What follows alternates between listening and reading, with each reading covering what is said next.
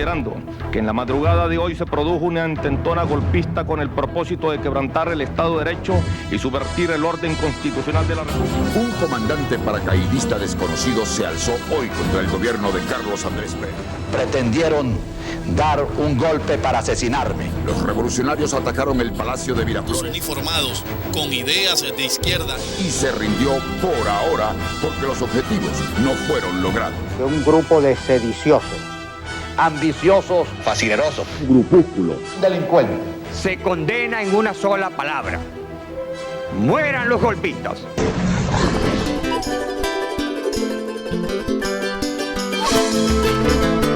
Que realmente eso lo que quería era mejorar la situación del país. ¡Una verdadera democracia! ¡No donde se están llenando los corruptos! Aquí falta un comandante arrecho, como comandante que se cae esta huevona, esta dictadura, esto es una dictadura.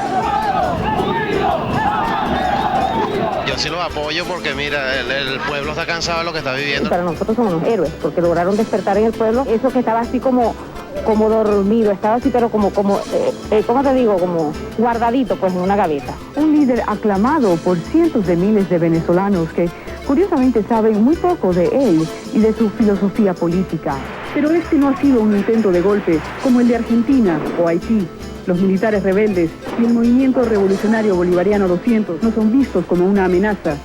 Mucha gente piensa que el comandante Hugo Chávez es un héroe.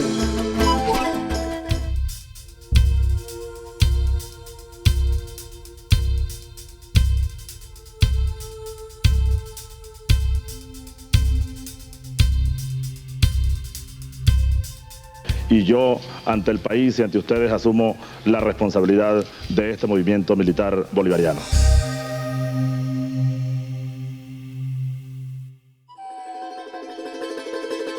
Es un día de esos para la historia.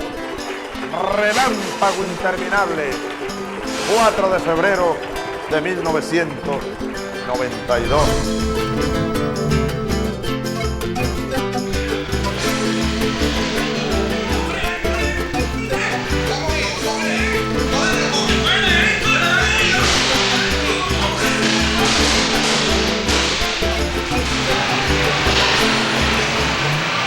Ya es tiempo de reflexionar y vendrán nuevas situaciones y el país tiene que enrumbarse definitivamente hacia un destino mejor. Me sentí muy orgullosa porque hasta ese día no supe la clase de hombre que era mi hijo. No sabía hasta dónde llegaba su valentía. Estos jóvenes soldados, un 4 de febrero hace ya 20 años, se levantaron en armas contra el sistema establecido y con esta acción no solo irrumpieron en la historia, sino que cambiaron su curso. Para conocer lo que pasó en aquellos días los buscamos y algunos de ellos nos contaron la parte de la rebelión que les tocó vivir. Después vamos a escribirlo, ¿no? No toque de quede, son como 4. Sí. Sentate. Tienen que entrevistar a este que era el médico de la unidad. Él no sabía el lío que había, entonces él llegó a las 6 de la mañana con chores. Y cuando ve aquella vaina, ¿qué pasó? No, que hoy no hay trote, compadre. Estamos alzados, estamos en rebelión. Nos encontramos con ellos en los cuarteles donde nació la rebelión. Unos aún son militares activos, otros se encuentran ya retirados, pero todos participando de alguna u otra manera en el proceso revolucionario que vive Venezuela. Nos brindaron un tiempo y abrieron sus archivos y la memoria a nuestras preguntas. Queríamos saber los detalles de la operación militar, sus motivaciones, los preparativos, los obstáculos, los aciertos, los errores, los fracasos y las victorias. ¿Cuál es la pregunta? Es un cuento, verdaderamente. Ahorita porque hay tráfico, pero esa madrugada todo esto estaba libre, ¿no? Bueno, esta historia comenzó acá mismo, en la Academia Militar de Venezuela. La mayoría eran muy jóvenes y todos asumimos la responsabilidad que nos correspondía. Y por eso nosotros podemos conmemorar o celebrar el 4 de febrero, los hechos del 4 de febrero. Se me aguan los ojos. Sí, es arrecho. Por eso cuando tú a mí me preguntas, el 4 de febrero, no me limito a decirte simplemente lo que pasó. ¿Quieres los antecedentes políticos del país o la situación entre las Fuerzas Armadas? Las motivaciones de esa rebelión militar fueron los atropellos de las personas más necesitadas. No hubiese ocurrido jamás si aquí no se hubiese firmado el pacto Punto Fijo. El pacto Punto Fijo es la razón, la causa de lo que aquí ha venido ocurriendo en los últimos 40 años, incluido el 4 de febrero. los partidos políticos del entonces, auspiciados, fomentados y trabajados por el Departamento de Estado norteamericano, hizo en Venezuela un pacto con el objeto de mantenerse en el poder durante toda la existencia de la República, el pacto de Punto Fijo.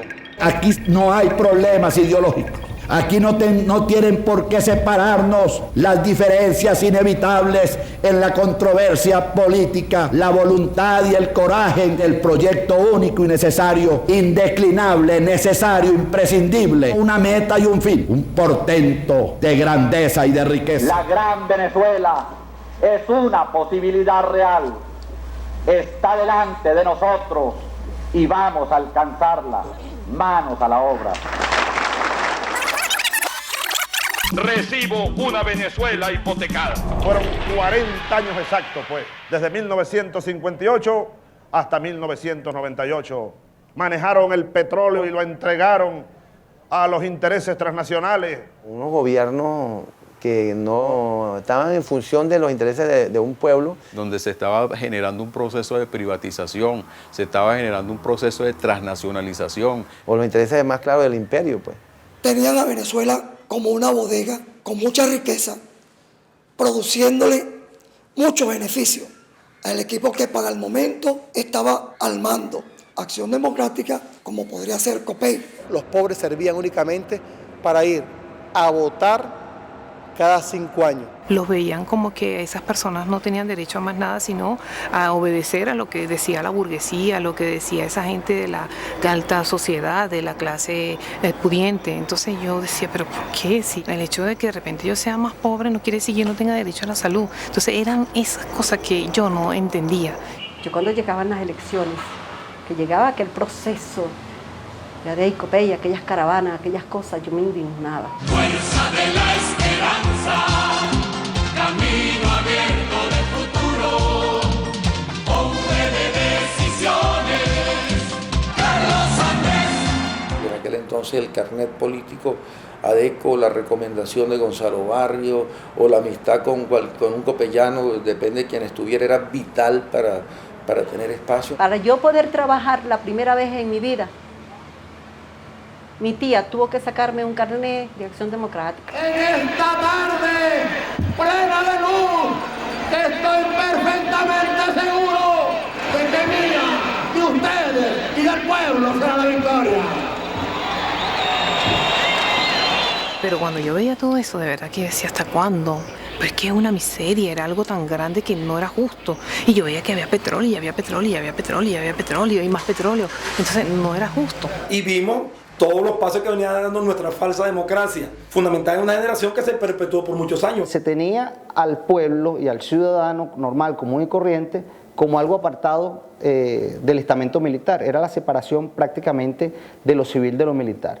Más que comprometerse con los grandes problemas de la patria, la institución militar pudiéramos decir que estaba hecha para reprimir al servicio de esos antiguos gobernantes que realmente estaban a espaldas de la realidad del país. El ejército venezolano tiene la particularidad de que nutre sus cuadros de oficiales de gente del pueblo, de personas que venimos de las clases bajas, del interior del país, que hemos estudiado en liceos públicos y que traemos la realidad de ese pueblo en nuestra sangre. Porque es que uno estaba viendo la opresión. Una de las causas que quizás lo llevan a uno a eso es que tú estabas aquí como capitán y aquí no alcanzaba la comida para los soldados. Un abuso total. Los militares éramos realmente tratados como un preservativo. Así mismo ellos lo decían, que decían que esa era la forma como nos manejaban a nosotros los militares. Era evidente que había mucho deterioro en cuanto a los valores, mucho deterioro en cuanto a la economía. Aquella famosa frase de sembrar el petróleo pues nunca se cumplió en realidad. O sea, lo sembraban en otra parte porque el pueblo no sentía esa siembra, no sentía el beneficio. Y era triste pues ver una sociedad tan hermosa, pero que estaba estancada en manos de personas que no hacían nada sino desangrarla y desfalcarla. Mucha gente pasaba hambre. En aquella oportunidad uno veía que la gente comiera hasta perrarina. No podían comer 3 veces carne a la semana. Por lo menos nosotros teníamos una profesión y sabíamos que a un poco íbamos a recibir un sueldo. Pero cada día la pobreza era mayor. Era una situación difícil, pues. Y eso lo fue incentivando a uno, lo fue incentivando. Son las cosas que quizás te convencen más que 1000 discursos cuando tú veías el país en esa decadencia. todo eso se iba como que acumulando. Eso fue como un detonante. Entendíamos que algo tenía que suceder. Incentivar que algo diferente pasara, porque no podíamos seguir como estábamos. Verdaderamente no confiamos en los coroneles, no confiamos en los generales. Era el sentimiento de la mayoría de los profesionales, era el sentimiento de nosotros, los oficiales del cuadro medio. Habían ciertos oficiales que nosotros sabíamos desde la escuela que tenían un ascendiente moral alto con todos los compañeros nuestros. Habían sido nuestros instructores en la escuela, habían sido, si se quiere, nuestros padres en la vida militar. Cuando llega el comandante Chávez a la Academia Militar como oficial de planta y empieza siempre a reunirnos y a hablarnos de Bolívar, el profundo conocimiento de la historia.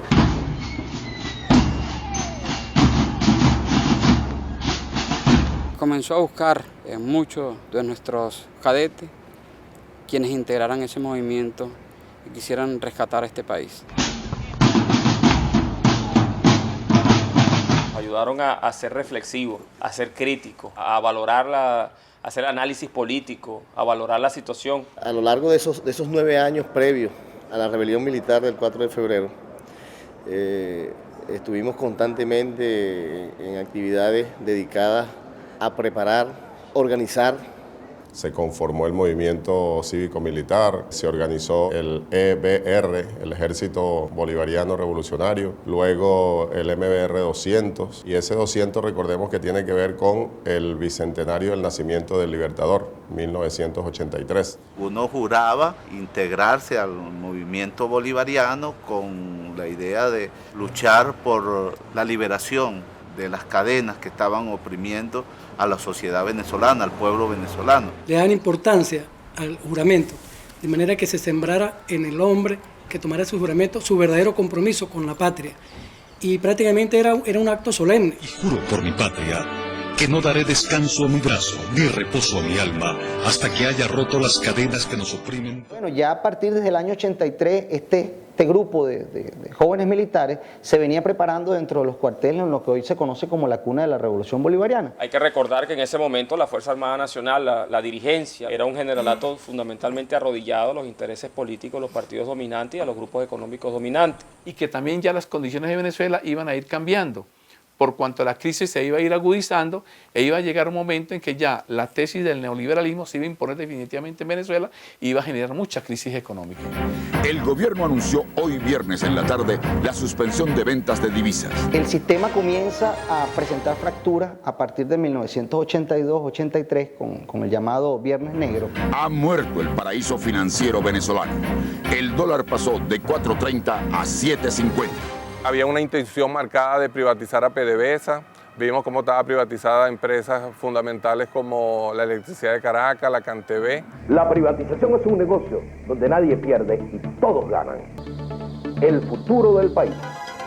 Viene una normativa, una imposición del paquete neoliberal del Fondo Monetario Internacional. Hoy necesitamos que el fondo nos dé lo que nos pertenece a los venezolanos. ¿En qué iba a afectar esas medidas económicas que tomó Carlos Andrés Pérez, esas medidas económicas? ¿Cómo iban a afectar a nuestro pueblo? Ellos no lo vieron. Mi orgullo y mi ambición es a que me saquen en hombros de Miraflores. Esta lucha del pueblo, la idea no es El Caracazo lo muestra de una manera muy cruda lo que estaba pasando dentro de la sociedad venezolana. Ese aguantar de tantas políticas injustas, políticas que condujeron pues a esa grave crisis en las calles de Caracas, así como en Los Teques y en otras ciudades. Nosotros vimos descarnadamente pues el desespero de la gente. El gobierno militariza las calles y suspende las garantías constitucionales. Los altos mandos militares de la época ordenaron reprimir a esa población que estaba saliendo simplemente porque tenían inmensas necesidades no atendidas a través de los años.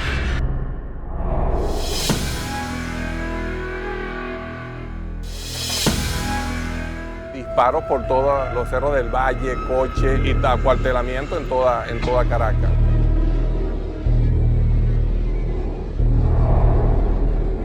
El Caracazo, los efectos del llamado Caracazo, la desolación y la muerte en cada esquina. Entonces ahí es donde tú haces una profunda reflexión y dices, no, esto no puede seguir. Deben acatar la orden del toque de queda. Suspende en todo el territorio nacional la garantía de libre tránsito. ¡Lo mataron! ¡Le Se prohíbe la circulación de personas. Le callan a metralla limpia con ametralladoras .50 y ametralladoras FAC a los edificios donde había un poco de gente inocente, niños, familias. Fuimos diligentes y enérgicos sin excedernos en las medidas represivas para garantizar y lograr la tranquilidad del país y la tranquilidad de la zona metropolitana. Que recurrieron a las Fuerzas Armadas para sostener un sistema que no valía la pena sostener y que estaba reclamando un cambio inmediato. En apenas 12 horas se trasladaron 6.000 efectivos de las Fuerzas Armadas a la ciudad de Caracas y que esto demuestra una capacidad de movilización de las fuerzas aéreas, terrestres y de las fuerzas navales. Mandaron a asesinar al pueblo. Todavía no sabemos cuántos muertos hay.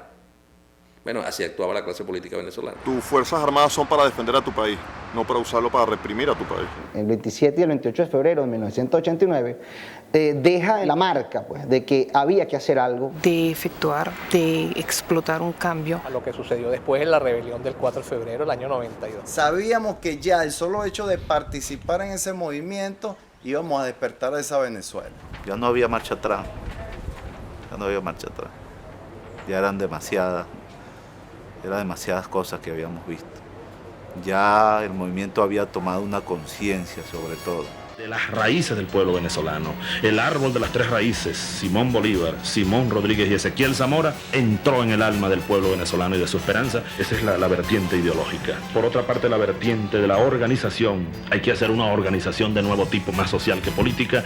Y en tercer término, el plan estratégico. Nosotros vamos a tomar el poder político en Venezuela. La historia dirá cómo lo vamos a hacer. Sí, la rebelión no tenía fecha, pero sí tenía un nombre. Zamora, emular pues las acciones de Zamora en el sentido pues de tener un ejército del pueblo, que es lo que hasta ahora se ha construido. Pues. Era una insurgencia, así lo hizo Zamora. El objetivo que tenía era la liberación del pueblo, exactamente igual lo que hizo Zamora en su momento. Y de ahí el nombre de ese plan de combate, digámoslo también de esa manera. Ya como estábamos en términos de preparación del movimiento, con términos muy sencillos hablábamos de la tesis del chinchorro. Yo no sé si ustedes han oído hablar de la tesis del chinchorro, ¿no? Que era que Carlos Andrés Pérez arrancaba quizás en su mayor grado de popularidad, pero a los 2 años y medio, a la mitad de su periodo, debía estar en el punto más bajo. Y Carlos Andrés había asumido en el 89 y nosotros calculábamos que en el 91-92 era su punto más bajo. Y de hecho, la popularidad de Carlos Andrés Pérez en ese momento era la más baja. Empezamos a reunirnos, empezamos a buscar sectores, no solo militares, sino políticos. Movimiento estudiantil, Universidad Central de Venezuela, Universidad de Carabobo, Universidad del Zulia, ya estaban vinculados al movimiento. Se hablaba de lo que el movimiento iba, de los ideales que existían. Eso lleva a un análisis y posteriormente a una pequeña entrevista, sin delatar pues la existencia del movimiento. ¿Sabe qué es difícil? Hacer un movimiento clandestino desde el cuartel. Todos los ojos están sobre ti. Siempre buscamos gente amiga, gente muy allegada de una u otra forma a nosotros o a algún militante nuestro para evitar alguna delación. Andábamos en una estrategia de captación de oficiales que de alguna u otra forma habían manifestado su preocupación por la situación del país. Más que todo oficiales subalternos, tenientes, capitanes, subtenientes. A mí me capta el capitán Márquez Gerardo. Él se metía escondido en lo que era la oficina del psicólogo y verificaba y de dónde eran los cadetes. Cómo era uno, de dónde venía uno, qué pensamiento tenía uno. Cada día se profundizaba más esa necesidad de saber más acerca de la historia. Que búscate la carta de Jamaica, que quiero que leas la biografía de no sé quién y me la explicas mañana. Y en eso andaban esos tenientes para arriba y para abajo con nosotros. Nos ponían misiones, nos reunían de noche sobre las azoteas, en los sótanos. Era algo muy necesario para que nosotros entendiéramos y consolidáramos esos valores que no estaban en la academia. Es una ejecución muy dificultosa. Estamos hablando de una operación militar a nivel nacional. Dominar los puntos de poder y en los medios de comunicación sin causar mayores daños. Una de las zonas de instrucciones que recibimos era que si tomábamos prisionero al presidente no había que tocarlo, nada, sino detenerlo nada más. Se iba a nombrar una junta de gobierno equilibrada, ¿no? Donde vivieran tanto civiles como militares. Pensamos en un gobierno central, un gobierno de transición central, convocar una constituyente. Con las ideas, los planteamientos de Bolívar y los planteamientos fundamentalmente educativos de Simón Rodríguez y con la idea de participación popular del propio Ezequiel Zamora. Y dentro de la misma Fuerza Armada no éramos los únicos que estábamos cooperando, había otros movimientos. Y a nosotros nos llegaban del otro movimiento a captarnos. Y nosotros, concha, los veíamos como que eran gorilas de más de lo mismo, ¿no? Entonces, un momentico, ya nosotros teníamos plenamente identificado quiénes eran aquellos.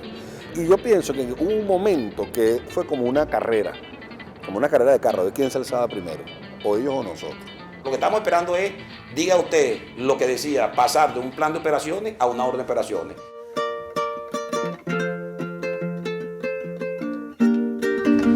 Primer teniente Alejandra García, Plaza 304 Grupo Río. El informe que se hizo de la prevención del cuartel Río se encuentra sin novedad, mirar al jefe. Está bien, gracias, Arana. Entendido, mirar al jefe. Independencia y patria socialista. Viviremos y venceremos.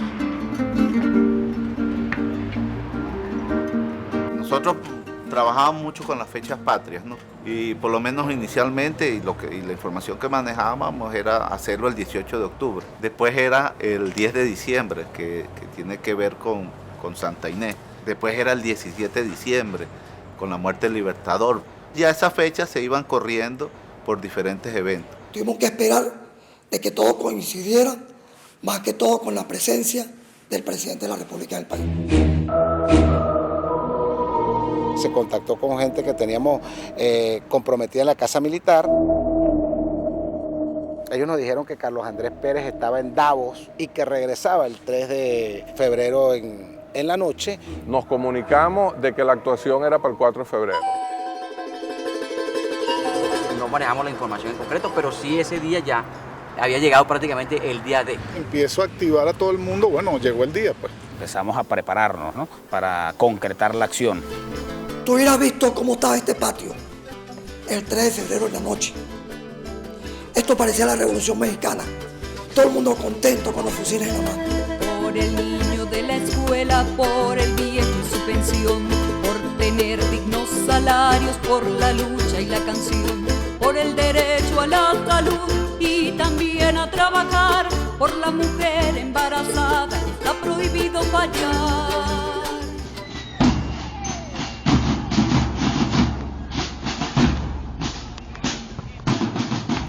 Yo estaba en el Concristo, en la Alcabala 3, y cuando llego al mediodía me espera Blanco Costa y me dice, escóndete que el DIN te anda buscando, esta noche es la cuestión. Esa noche ciertamente ya los organismos de inteligencia estaban relativamente funcionando. Por supuesto había todo un tema de tensión. Uno lo veía, muchos ya estaban detenidos, otros estaban fuera de los cuarteles. Estamos delatados, pues ya nos habían delatado un oficial de aquí de la Academia Militar, nos había delatado. Recuerdo que Acosta Chirino dijo, bueno, así nos hayan delatado o no nos hayan delatado, yo voy a hacer la operación porque a mí no me van a hacer preso en el cuartel, a mí me van a hacer preso disparando. Ya el tema no era si tener éxito o no tener éxito, el tema era que teníamos que salir, teníamos que hacer esa insurrección ese día porque no había marcha atrás. La Operación Zamora tenía previsto concentrar las acciones de las fuerzas rebeldes en 4 ciudades principales. Una reunión de comandantes rebeldes tendría lugar a 2 horas de la capital, en la ciudad de Maracay. El 3 de febrero se reunieron en el cuartel San Jacinto Urdaneta Hernández, que era el batallón de apoyo, el comandante de mi batallón, que era Acosta Chirino, y el comandante Chávez. Pues. Y él estaba en el pasillo del comando de la brigada. Pegó sus manos, saludó y me dijo con la voz que él siempre tiene, Ornella, Maíz Santa, que son bastantes. Yo sentí que era un espaldarazo, pues él sabía que estaba yo en eso. Recuerdo Rodríguez Torres asumía la responsabilidad de la toma de la casona, a mí me correspondía la base aérea de la Carlota, el teniente Bernal en ese momento Ladín, Valero Centeno le correspondía la toma venezolana de televisión, que era el que tenía el caseo original del mensaje de Chávez. Los batallones los dividieron, el batallón José Leonardo Chirino hacia el este y el batallón Briceño hacia el oeste, o sea, dividieron en Caracas en 2 partes.